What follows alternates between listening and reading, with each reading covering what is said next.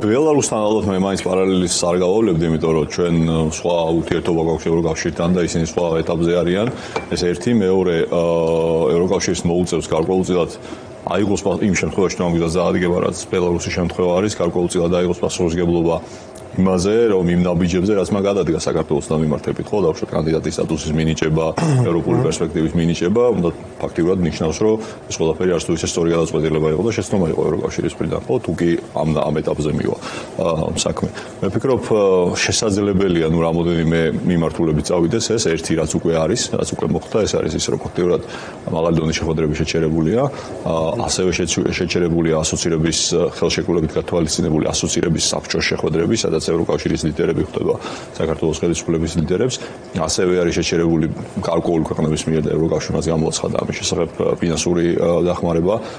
საქართველოსთან მიმართებით. აქ-იქ არის ხოლმე საუბარი უიზომოსლის შეჩერებასთან დაკავშირებით, მაგრამ ეს ბოლო რამოდენიმე დღე არის ამაზე კონკრეტული მსჯელობა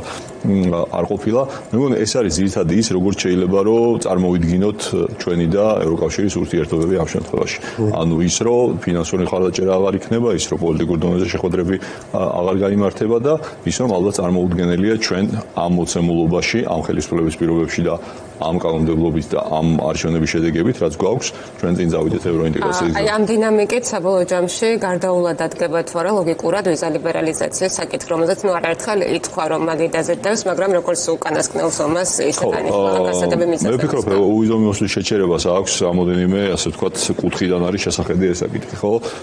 ეს რო ყოფილიყო, ვთქვათ, არჩევნების წინ შესაძლებელია ახსნა ყოფილიყო ის, რომ გარკვეულწილად საქართველოს მოქალაქეებს საარჩევნო ყუთთან წასვლამდე ეფიქრათ იმაზე, ვინ არის პასუხისმგებელი ამ უიზომოსლის შეჩერებაზე, მაგრამ ეხლა ალბათ ეს რაღაცა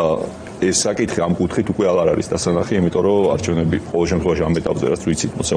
დღევანდელი დღის მდგომარეობით აღარ უნდა ჩატარდეს, თუ რაღაცა snap election-ი არ იქნა, როგორც ანუ მოულოდნელი და ადამიანელი არჩევნები. დანარჩენ შემთხვევაში უიზომოსლის შეჩერების საკითხი ალბათ ეხლა ისეთი სიმძლავრით აღარ შეიძლება დადგეს, როგორც შეიძლება დამდგარიყო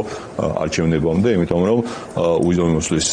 შეჩერება, დაუშვათ ევროკავშირის ზოგიერთ ქვეყანაში, აიქმნება როგორც დაუშვათ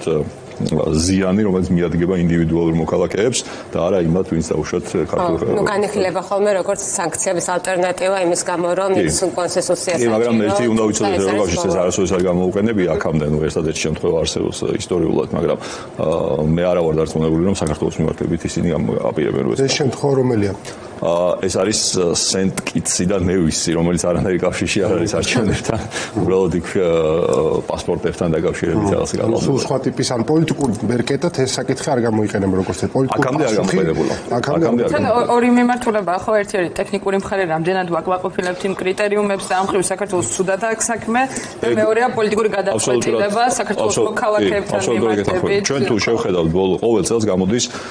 ვიზა ლიბერალიზაციის შეჩერების ანგარიში. წელსაც უნდა იყოს სავარაუდოდ ალბათ ნოემბრის ბოლოს ან დეკემბრის დასაწყისში და ბოლოს ამ ანგარიშში თუ ნახავთ იმ კრიტერიუმებიდან რაც უნდა დააკმაყოფილოს ქვეყანა იმისთვის რომ შეჩერდეს უვიზომოსლა, საქართველოს 5 კრიტერიუმიდან 3-ს უკვე აკმაყოფილებს. უბრალოდ აქამდე იყო პოლიტიკური ნება ევროკავშირის მხრიდან, რომ ისინი ამას არ იღებდნენ ამ გადაწყვეტილებას, ამ ნაბიჯს არ დგავდნენ, თორე წესით თუ წმინდად მართლა ასე ვთქვათ, ტექნიკურ დონეზე შეხვედავთ საქართველოსთან მიმართებით, სამწუხაროდ მდგომარეობა ისეა, რომ უვიზომოსლის შეჩერების კრიტერიუმებს ქვეყანა უკვე დიდი ხანია. და თან რისკები